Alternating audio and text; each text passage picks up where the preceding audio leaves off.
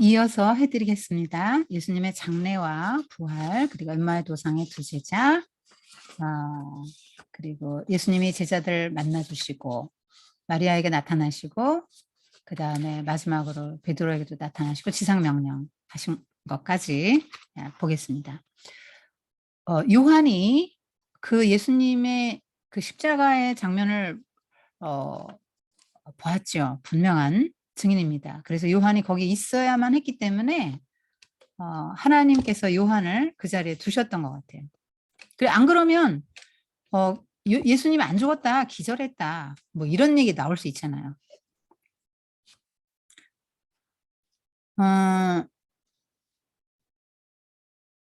그 예수님은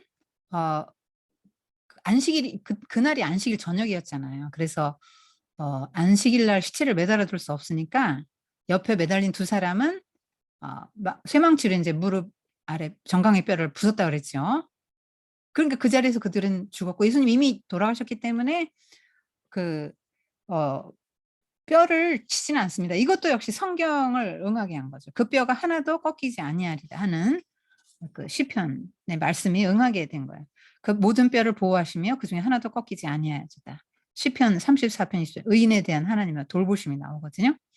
그래서 그 말씀이 응하게 하기 위해서. 그리고 6월절 어린 양으로 오셨는데 6월절 규례를 규례에 보면 어린 양의 뼈는 절대로 꺾지 말라 이렇게 나오거든요. 출애굽기 12장 46절과 민수기 9장 12절에 그렇게 나옵니다. 그래서 예수님은 그렇게 해서 6시간 만에 돌아가셨고요.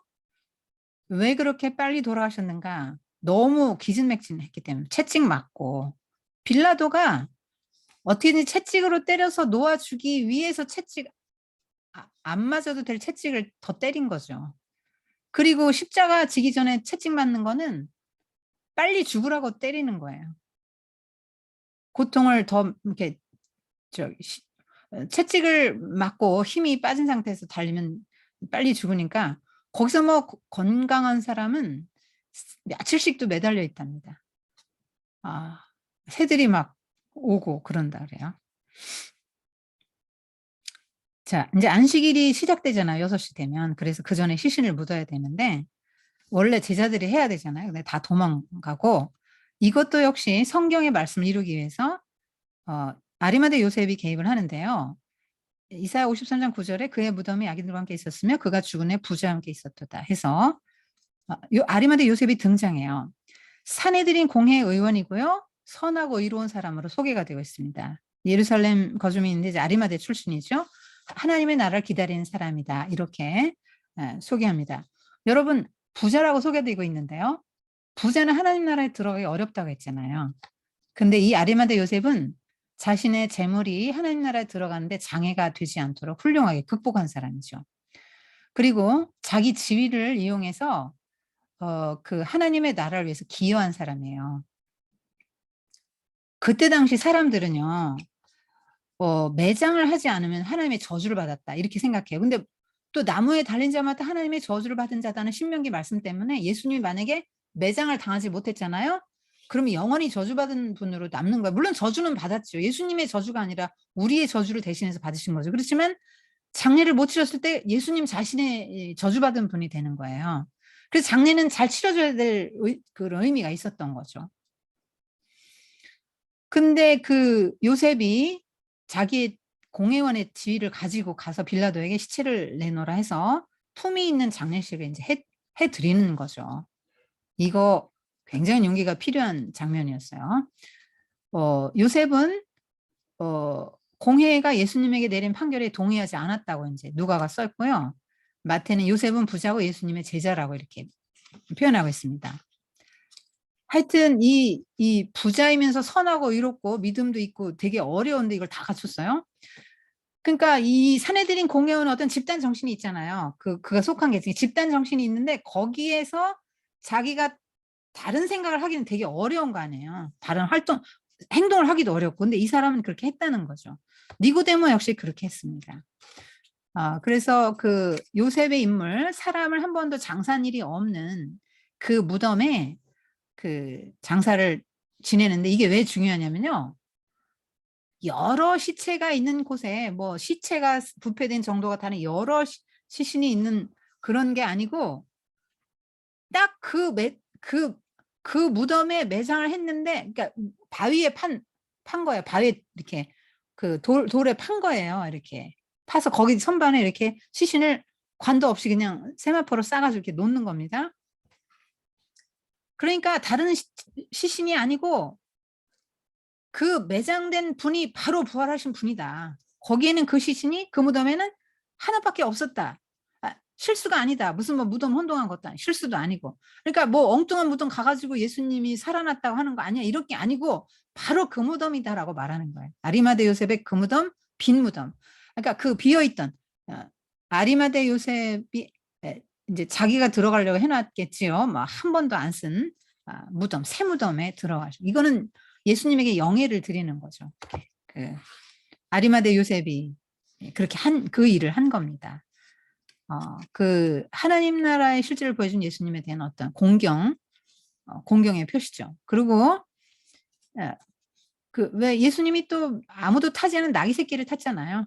아무도 묻히지 않은 무덤에 이제 묻히신 거. 이건 다 예수님의 영예를 의미하는 겁니다. 그리고 니고데모는 몰약과 침향 섞은 고급 향유를 100리트를 갖고 왔다. 34kg인데 이거를 베다니 마리아가 예수님께 부어드렸던 거 100배입니다. 왕에게 사용할 만큼의 그 양과 질이라고 해요. 시신이 금방 썩기 때문에 이 그 향료와 향유 이런 것들을 막 세마포 사이사이에 막 넣는 거예요. 부패할 때 냄새 막기 위해서. 니고데모는 이제 헬라식 이름인데 승리하는 백성 이런 뜻인데 이 사람은 은닉된 제자죠. 그러니까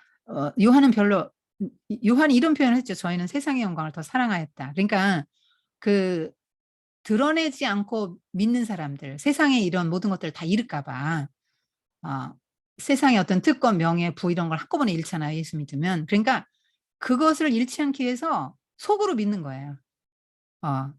드러내지는 않고. 그들은 세상의 영광을 더 사랑했다. 요한이 이제 이렇게 표현했죠. 하여튼 이 니고데모는 조금 시간이 걸렸던 사람 같아요. 제자도로 성장하기까지. 예수님을 계속 지켜보다가 예수님 돌아가신 후에 이거 막 커밍아웃 한 거죠.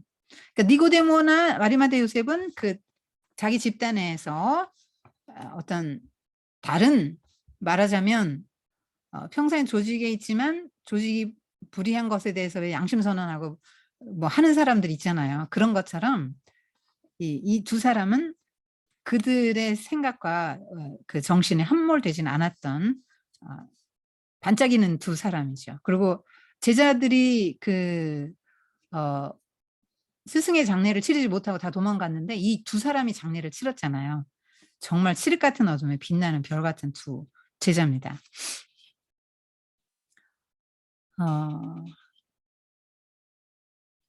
장례식을 못 치르면 그때 당시는 굉장한 그 어떤 명예까지도 살해되는 걸로 간수됐대요. 그 이사야서 14장에 보면 바벨론 왕이 죽어서 이제 음부에 갔거든요. 근데 지하세계 혼백들이 막 조롱합니다. 아, 네가 천하를 제패하더니 장례식 치러주는 사람이 아무도 없구나 이러고 조롱하거든요. 하여튼 예수님의 명예를 소중히 여겼던 두 사람, 그래서 최상의 예우를 해드렸다.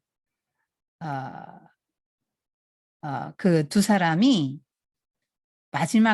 예수님 마지막 때에 이제 이 두 사람이 자기들이 예수님의 제자인 걸 이제 드러냈어요.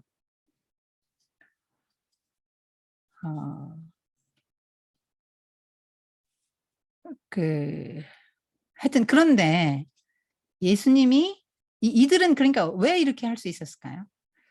예수님이 그냥 단지 훌륭한 예언자가 아니라 그 메시아라고 이제 믿었기 때문에 이렇게 했겠죠. 그죠? 예수님이 그냥 뭐 훌륭한 예언자였다. 그러면 이제 죽으시고 순교자로 끝나는 거예요. 부활하셨기 때문에 또 다른 스토리가 전개되는 것입니다.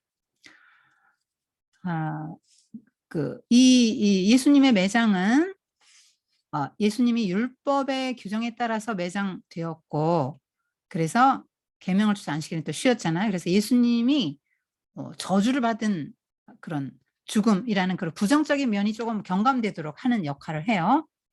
최상의 왕의 예우를 왕의 예우로 매장했고 율법의 규정에 따라 매장되었다 한 것은 매장되었다 하는 것들은 예수님에게 어떤 명예를 좀 드렸다고 이제 보는 것입니다.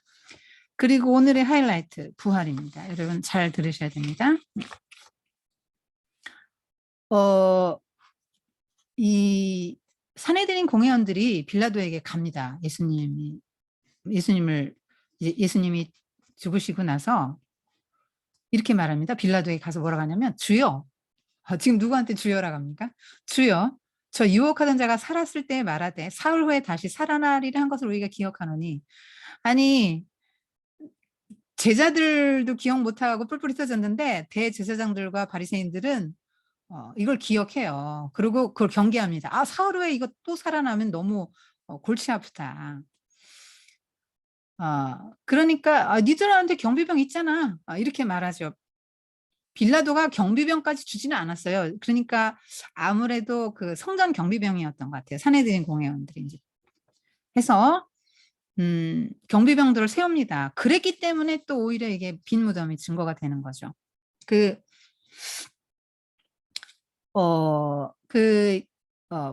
마태복음 28장에 보면은 큰 지진이 나고 수직하던 자들, 지키던 자들이 떨며 죽은 사람 같이 되었다 이런 표현이 나오는데요.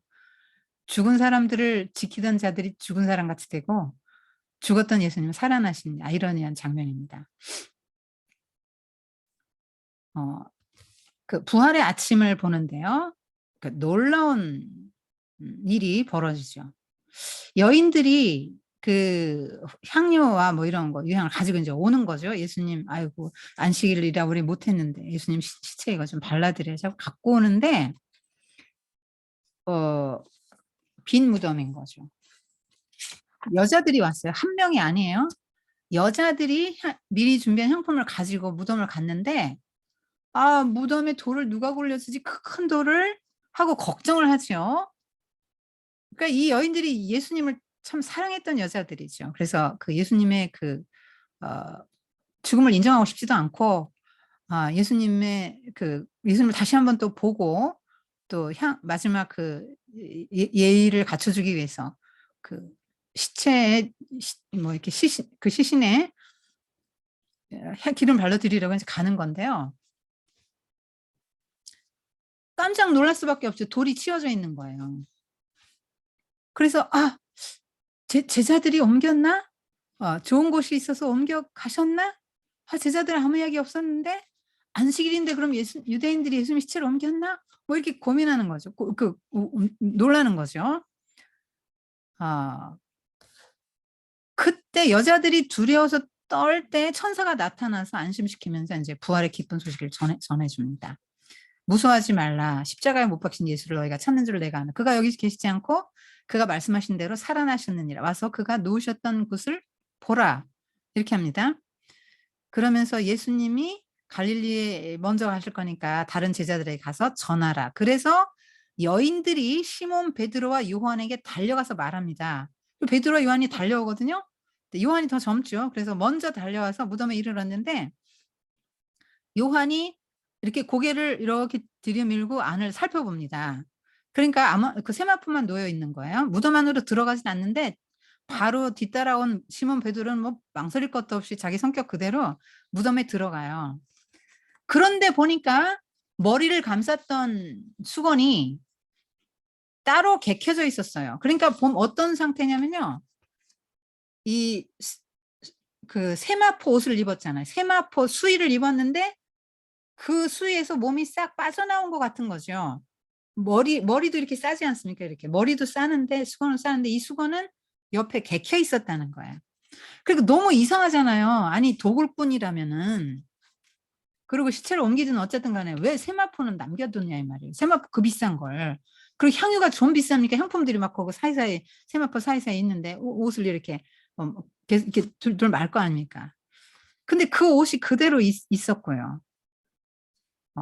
이 머리 이것도 개켜 있었단 말입니다. 그 사람들은 그 성경 말씀을 이해를 못했고 예수님 평소에 하시던 말씀을 이해를 못했죠. 예수님이 죽은 사람 가운데 다시 살아날 것이다 이런 거를 깨닫지 못했기 때문에 그런 겁니다. 제자들이 돌아갔는데 막달라 마리아는 집에 안 가고 무덤 밖에서 울고 있어요. 이 막달라 마리아는 굉장한 이제 여자로 나와요. 여러분 이게 정말 굉장한 일이에요. 왜냐하면 7 귀신 들렸던 여자거든요. 그 얘기는 뭐냐면 하여튼 뭐 예수님 만나기 전에 막달라 마리아의 삶이 어땠는지를 말해주는 거예요. 귀신이 하나도 아니고 7 귀신 들렸기 때문에 얼마나 삶이 불안정하고 방탕하고 어쩌면 큰 병도 있었을 거고 하여튼 삶이 정상적인 사람이 아니었죠. 그런데 예수님께 치료를 받고 나서 예수님의 제자가 돼요. 그래서 예수님을 굉장히 사랑하게 됩니다. 이게 무슨 뭐 세상 안 믿는 사람들이 뭐 그리스도 최후의 유혹이니 뭐 지서스 크라이스트 슈퍼스타 이런 거 보면은 뮤지컬 그 예수님의 어떤 그 혼인 관계로 보거든요. 근데 그렇지 않아요. 예수님은 결혼하지 않으셨어요. 막달라 마리아가 아내가 아닙니다. 하여튼 이 막달라 마리아는 7 귀신 들렸던 자신의 과거의 상처를 예수님을 통해서 다 치유받고 새 사람이 되었어요. 그래서 자신의 재산을 다 들여서 예수님을 따르고 했던 그 여제자 중에 말하자면 수석제자입니다. 여제자 중에 가장 이게 여제자들 쭉 이름할 때 막달라 마리아가 1번으로 언급이 항상 되거든요. 그러니까 이 위치 포지션이 대단한 거예요. 초대교회에서 막달라 마리아 위치하면 거의 그 베드로하고 비슷했다 이 말이죠. 이걸 보면 알죠. 그 예수님이 처음으로 만나줬잖아요. 부활하신 예수님이 처음으로 만나준 사람이 막달라 마리아입니다. 막 울고 있는데 몸을 굽혀서 무덤 안을 이렇게 들여보는 거 빈 무덤이지만 이제 예수님을 자꾸 들여다보는 거죠. 그러니까 거기서 천사가 흰옷을 입은 2 천사가 앞에 머리맡에 발치에 이렇게 둘이 앉아 있는 거죠. 여인아 왜 울고 있느냐?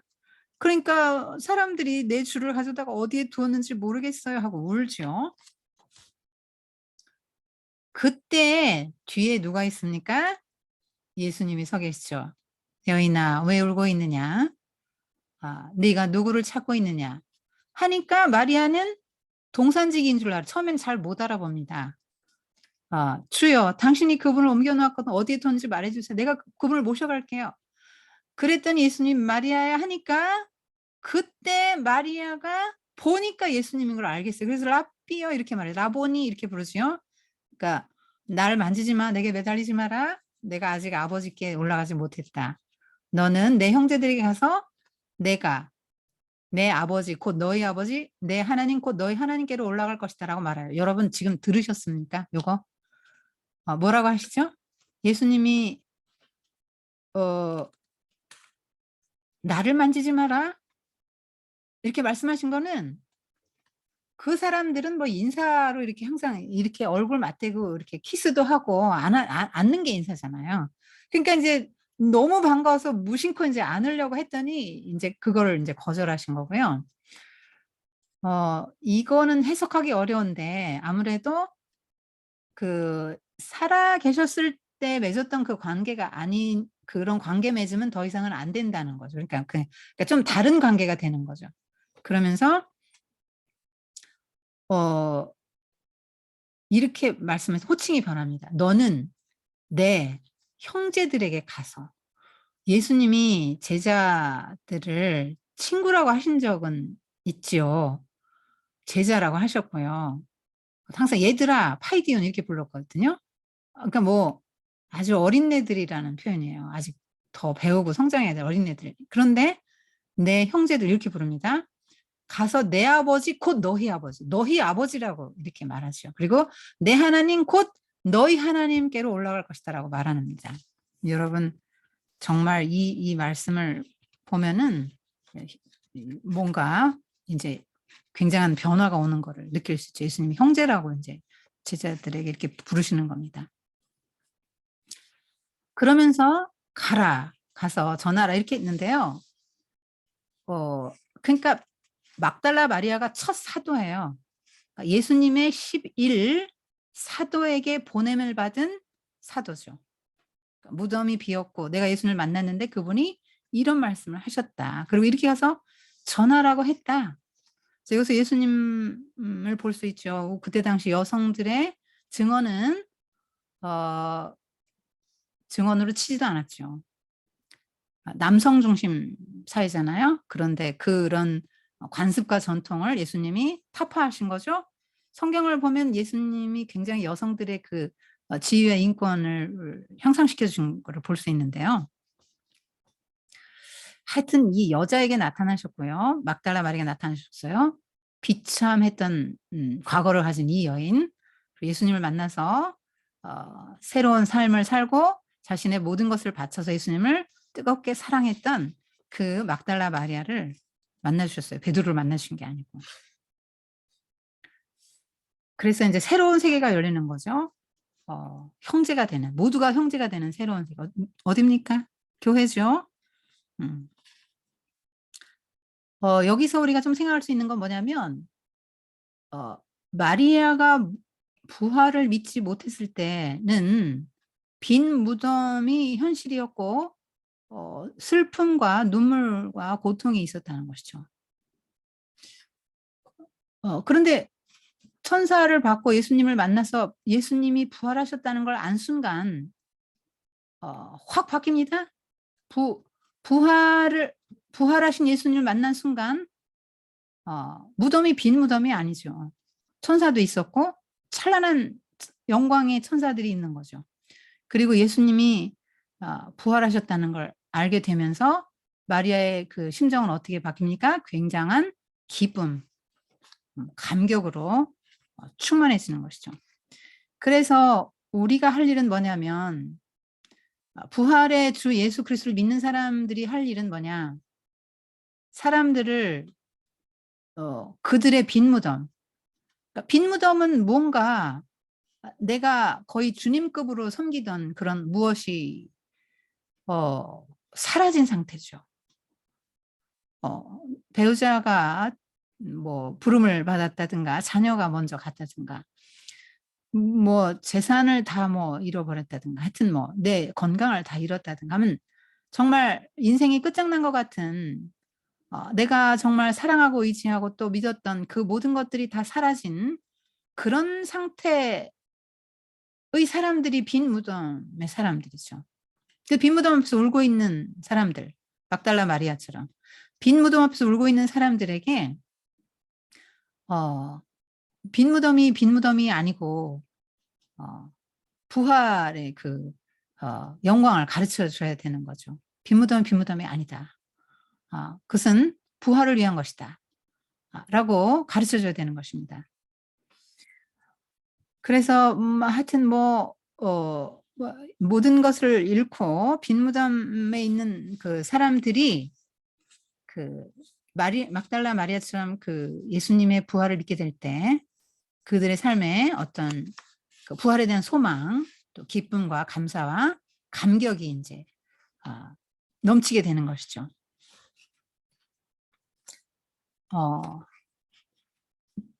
이 부활의 이것도 세계관입니다. 부활을 믿으면 현실의 그 어려움을 넉넉하게 이겨낼 수 있습니다. 그거 미리 땡겨서 쓰는 거라고 제가 여러 번 말했죠. 그리고 부활의 능력을 믿으면 예수님을 인하여서 이 땅에서 십자가의 고난의 길을 넉넉하게 걸어갈 수가 있습니다.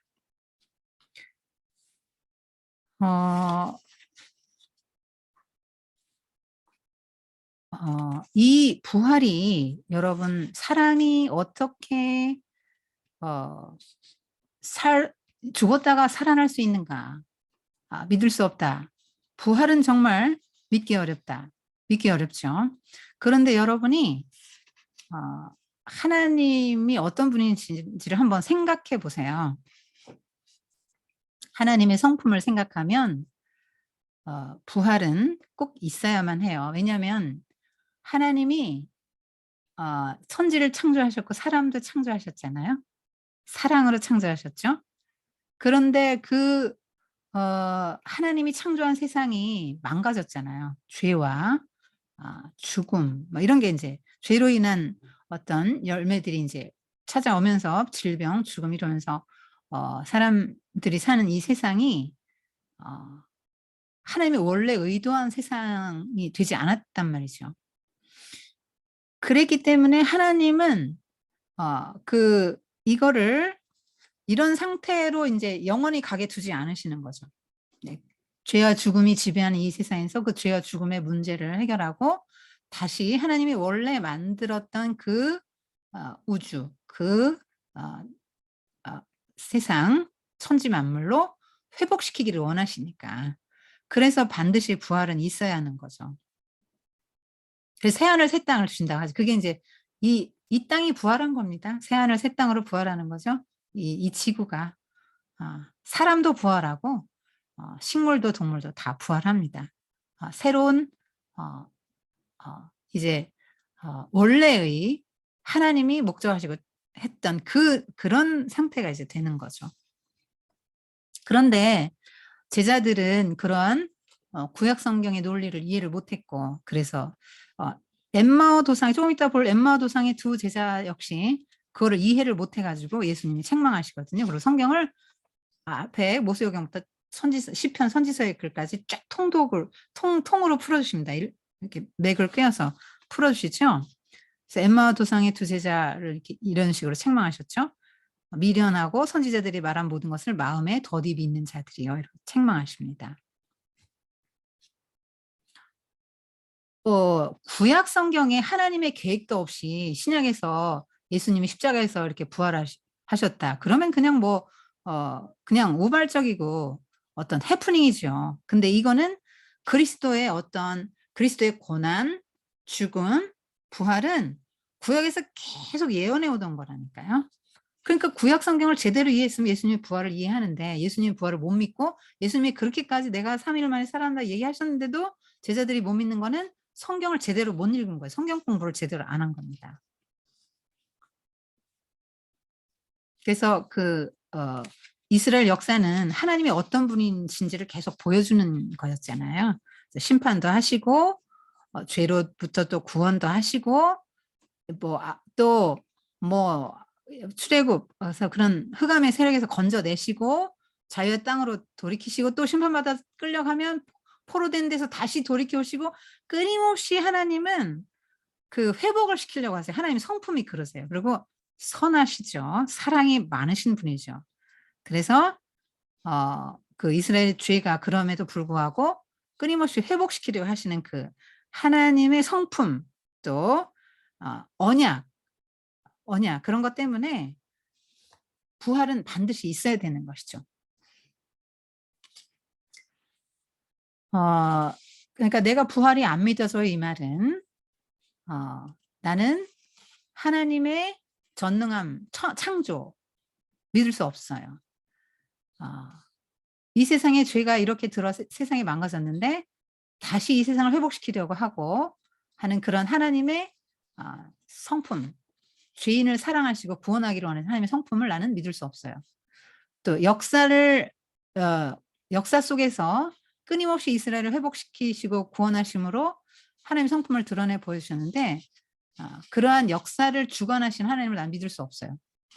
그렇게 말하는 겁니다. 그래서 시공간의 바깥에서 시공간의 세계를 창조하시고 인간의 역사를 써내려가게 하신 하나님은 반드시 인간의 역사를 끝내게도 하시고 이 모든 것을 새롭게 하실 것이다. 새하늘 새 땅으로 요한계시록 요한이 이제 말하고 있는 것이죠. 예수님은 부활하신 후에 제자들에게 나타나셔서 그 어 "평강이 있을지어다." 이렇게 하고 또 이제 위임 명령하시고 그렇게 하셨죠. 엠마오 도상의 두 제자하고 도마 베드로를 만나셨는데요. 엠마오 도상의 두 제자는 가다가 글로바와 또 어떤 사람이 이렇게 두 사람인데 누군지는 몰라요. 뭐 글로바와 글로바의 아내인지 아니면 남자 두 제자인지 잘 모르는데요. 어쨌든 한 사람 이름은 글로바로 나옵니다. 근데 이 사람들이 엠마오 도상으로 가는데 두 사람이 있었던 이야기들을 쭉 이야기하면서 가죠. 그런데 예수님이 그 자리에 나타나셨습니다. 그래서 무슨 얘기를 그렇게 나누냐 그랬더니 막 슬픈 기색을 띠면서 아니 그렇게 핫한 이슈를 모르냐 예루살렘에 있으면서 예수님이 제일 잘 알죠. 예수님을 몰라 보니까 지금 이런 말을 하는 거죠. 아니 이렇게 핫한 이슈도 모르냐고. 그러니까 뭔 일이 있는데 그러냐. 그랬더니 나사렛 예수에 관한 일인데 우리는 그 사람이 구원자일 줄 알았는데 이렇게 어 그분이 십자가에 죽고 말았다. 근데 또 3일 후에 막 어떤 여자들이 와가지고 막 그분의 시신을 보지 못하고 뭐 천사를 봤네, 환상을 봤네 이러는데 예수님이 뭐 살아계신다고 이렇게 말을 하더라. 그래서 뭐 동료 몇 사람이 가봤더니 뭐 아니 아무것도 없더라. 그러니까 예수님이 여기서 책망하시는 거죠. 예언자들이 한결같이 그렇게 말해온 걸 더디게 믿는 이 미련한 자들아 하면서 그리스도께서 마땅히 이런 고난을 겪고 자기 영광이 들어갈 것이 아니겠느냐 하면서 쭉 풀어주시는 거예요. 성경을 통독을 그래서 여러분이 성경 통독을 해야 돼요. 이런 하나인 공부를 그래서 해야 되는 거예요. 전체를 봐야 됩니다. 구약이 전부 예수님에 대해서 말해준 거라는 거예요. 그리고 예수님이 고난의 종 메시아는 고난의 종이죠. 이사야 예언해놨잖아요. 시편에서도 말했고 고난의 종인데 고난을 받아야 그 다음에 영광에 들어가게 된다는 거죠. 그런데 이제 이들이 엠마오 마을에 이제 다 왔거든요. 약 2시간 반을 같이 걸으셨습니다, 예수님이. 그러면서 성경을 쭉 풀어주니까 성경 통독, 이거는 예수님에게서 나온 공부 방식이에요. 쭉 말해주면서 이제 옛 마을에 다다르니까 아이고 요 저녁이 됐으니까 우리 함께 계시라고. 그래서 그 집으로 갔는데 이제 예수님이 갑자기 이제 손님이 주인이 되는 겁니다. 그래서 빵을 막 딱 떼어주면서 이렇게 축사하시고 빵을 떼어주는데 이게 성찬 장면이잖아요. 최후만찬 성찬 장면이죠. 그 순간 눈이 열려서 좀 알아봤는데 싹 사라졌어요. 꼭 에디오피아 넷이 만난 거하고 비슷하죠. 그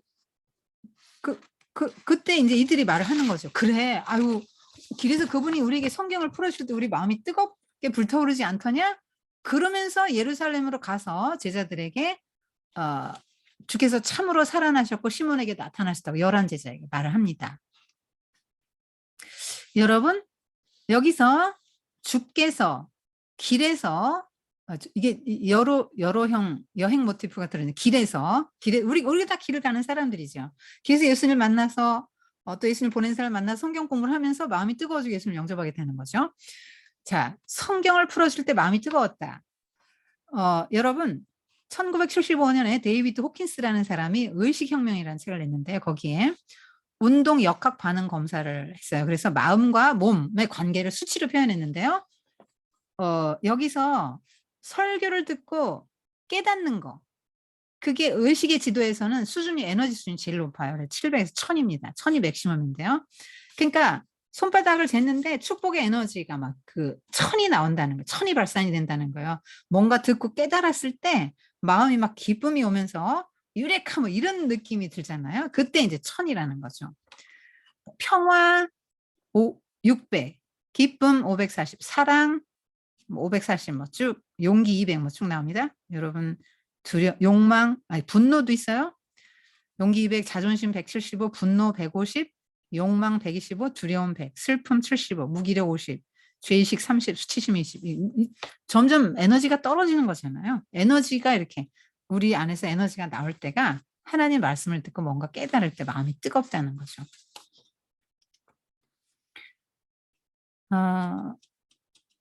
자, 이들은 처음에는 근심하며 걸어가고 모든 그런 마음에 그런 무거운 것들 이런 걸 가지고 갔는데 길에서 예수님을 만나 동행하고 말씀을 들을 때까지도 마음이 뜨거웠지만 이게 뭔지는 잘 몰랐다가 언제요?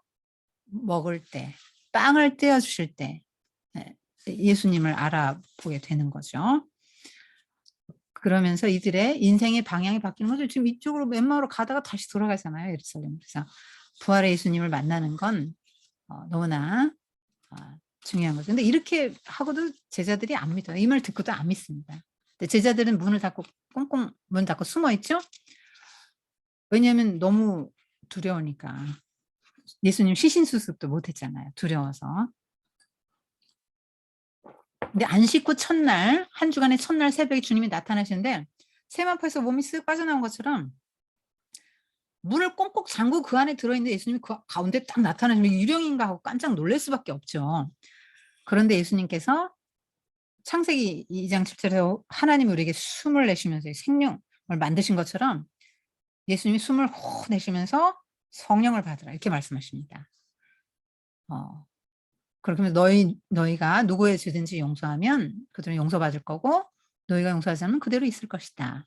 그러니까 하나님의 이름과 성령의 이름으로 예수 믿는 사람들에게 화해의 메시지를 선포하라는 거죠. 용서의 메시지를 선포하라는, 하나님과 화해시키고 용서의 메시지를 선포하라는 거죠. 성령을 왜 받아야 되는가? 예수님이 하셨던 일들을 이제 이어받아서 세상을 위해서 그 일을 하려면 성령을 받아야 되는 거죠. 그래서 아버지께서 나를 보내신 것처럼 나도 너희를 보낸다. 이렇게 말씀하셨습니다.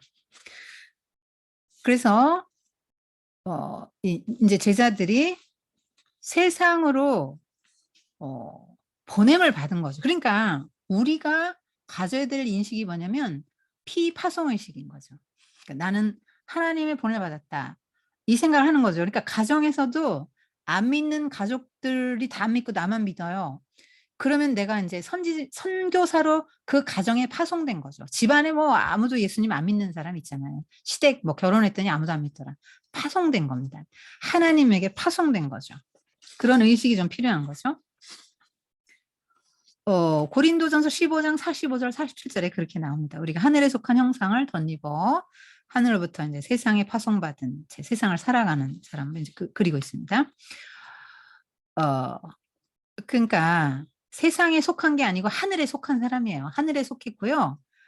하늘에 속한 형상을 덧입어서 하늘에서 와서 이 세상에 파송된 사람이라는 의식을 갖고 산다는 거죠. 이 세상이 원래 우리 전부가 아니고 여기 뭐 뼈받고 살 것도 아니고 우린 잠시 사는 거고 파송받았다가 다시 원래 이제 하나님 곁으로 이제 가는 거죠.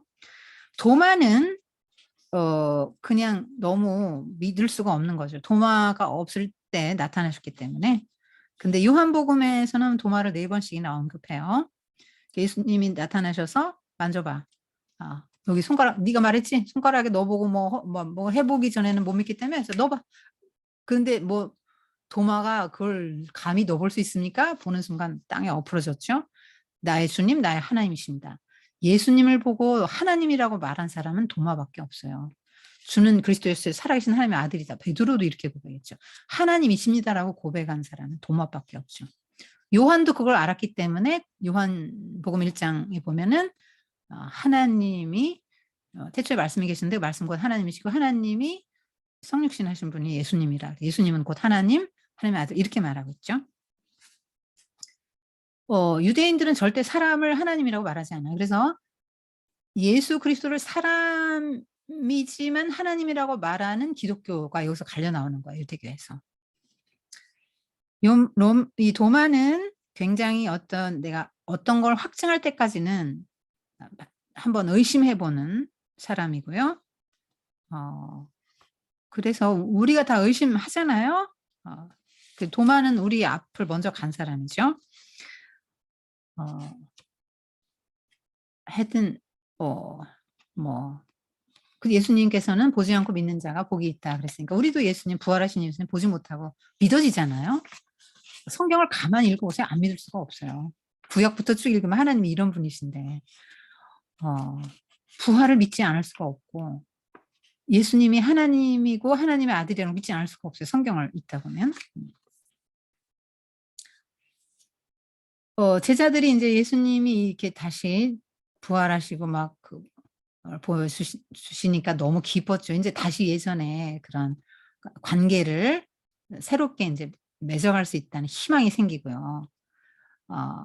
그 이전의 상태로 다시 예수님과 그렇게 또 어떤 관계를 맺어갈 수 있다는 생각 때문에 너무 깊은 거예요. 그런데 여기서 가만히 보면은요, 상처를 갖고 계시잖아요. 이 상처는 불완전한 건데 하나님 나라에서는 상처가 없어야 되잖아요.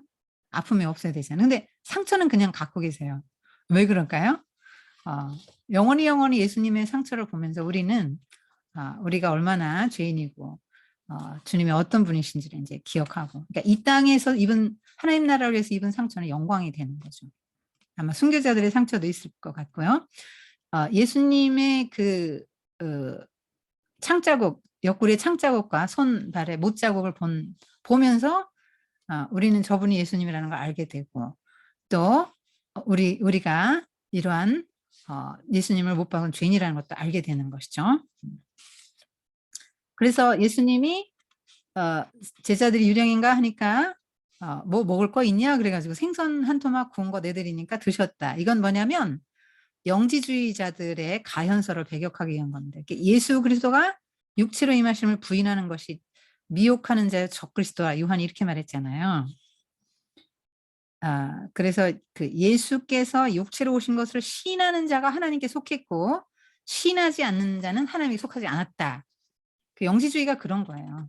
그래서 뭐 영지주의는 막 하여튼 나중에 기회가 있으면 좀 얘기해 보겠지만, 영과 육이 이원론이라고 보는 겁니다. 영과 육이 이제 물질의 세계와 영의 세계, 영혼과 육체는 두 가지, 그러니까 분리되어 있다라고 이렇게 말하는 거죠. 육신은 아주 악하고 천하고 악하다고 봐요. 굉장히 육신을 적대시합니다. 영혼만 고귀하다고 생각하죠. 이건 이제 나중에 말씀드리고, 베드로 만나는 건 지난주에 이제 말씀드렸잖아요. 하여튼 이때도 허탕을 칩니다. 난 고기나 잡으러 갈래. 이건 뭡니까? 이제 사포작이죠. 예수님이 부활하는 걸 보고도 난 더 이상 여기 있지 않겠다. 난 고향으로 내려가겠다 해서 갈릴리 내려갔죠. 이제 식구들은 막 한 3년 만에 돌아온 베드로 보고 이제 아이고 이제 마음 잡고 집에 있으라고 막 이러고 너무 반가웠겠죠. 그래서 고기를 잡으러 갔는데 예수님의 도움 없이 제자들은 한 마리도 못 잡아요. 그래서 야, 배 오른편에 그물을 던지라. 그랬더니 153마리 잡았어. 이게 모나미 153이 여기서 나오는 겁니다. 그 예수님이 영원히 잊을 수 없는 조찬을 준비해 놓으셨죠. 숯불에 빵과 떡을 이미 구우시면서 이미 구워놨어요, 물고기. 그런데 니들 잡은 거 물고기 좀 있냐? 그래가지고 그것도 갖다가 또 같이 또 구워서 이제 같이 이제 먹게 해주십니다. 같이 드셨겠죠? 그러니까 부활체는 알아볼 수도 있고 못 알아볼 수도 있고요. 시공간을 초월해서 아무데나 왔다 갔다 하시고요. 상처도 그냥 갖고 있어요.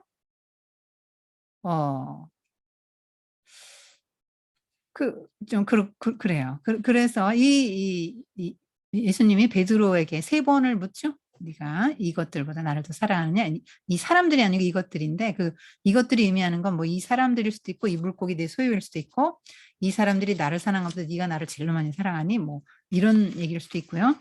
3번이나 이렇게 물어보시는데, 베드로가 막 의기소침해 있잖아요. 너무 죄송해서 송구하고 너무 죄송하잖아요. 부끄럽고. 그런데 예수님이 막 등을 투닥투닥 하면서 뭐 그럴 수도 있지 뭐 내가 이해한다.